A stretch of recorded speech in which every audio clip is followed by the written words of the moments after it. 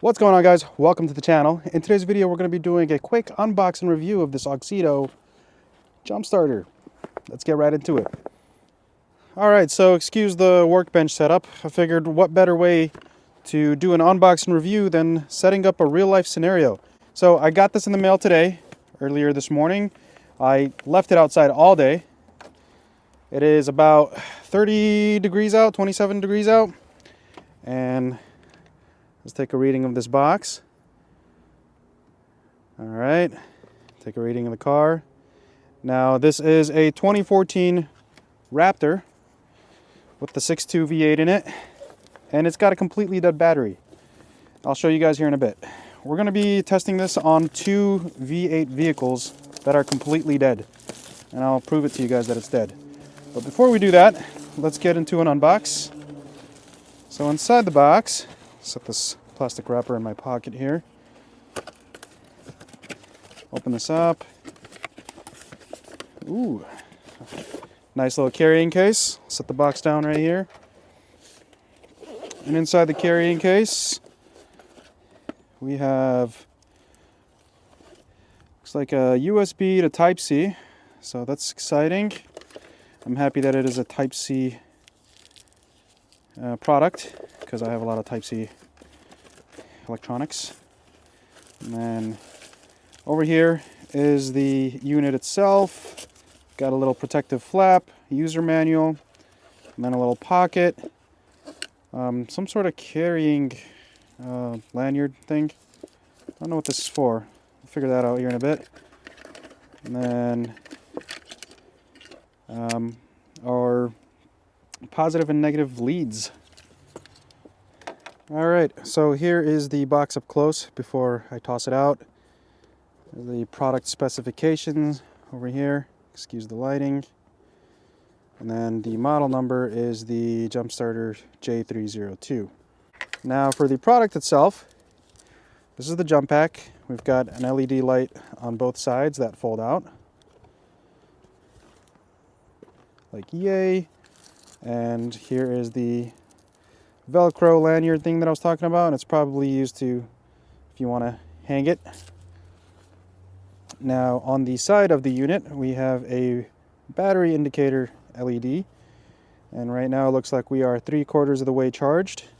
Now they do recommend before you use this thing to charge it up to 100%. However, I kind of want to just test it straight out of the box and kind of like a quote-unquote worst case scenario. All right, and then on the bottom over here, you have a rubber protective flap. On the right over here is the connector for the jumper cables. Middle is a standard USB, and then the Type-C, which is also our charging port. All right. Oh, let's see how to turn on these LEDs. So you hold on to the power button, and then we have a bright white LED. And if you press it, turns it to a yellow, warm LED. Looks like we've got a flashing mode, and it just brings it back to the white LED. And to turn it off, just hold on to the power button, and we're off. This Raptor is completely dead. This is one of the projects that I'm working on. And to prove that it's dead, I've got another jump pack that will give you a readout.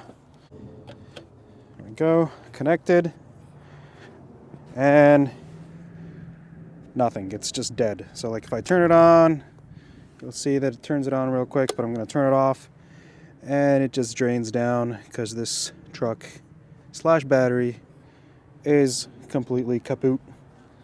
So per the instructions, they recommend that we connect the jumper cable to the unit first before we put the jumper cables on the dead battery. And I just wanted to quickly show you guys a description of what the LED indicator on the back means. So we've got that, and then there's the LED indicator. We'll connect this to the battery.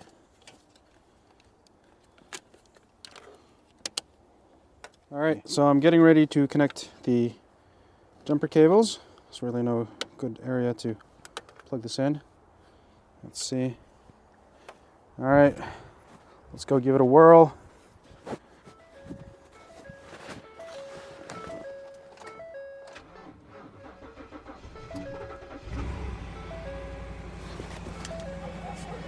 Started it right up. Completely dead battery on a 6.2 liter V8. I've got one more V8 truck over there, so we'll go give that a try as well. All right, so for our second example, we have a 5.7 liter V8 Toyota Sequoia that is completely dead.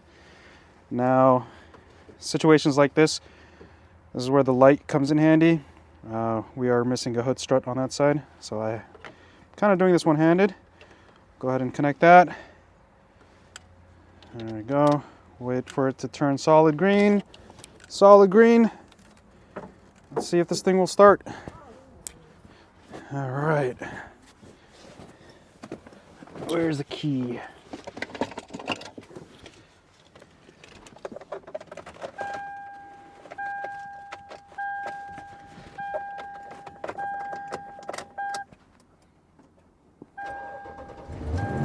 Look at that.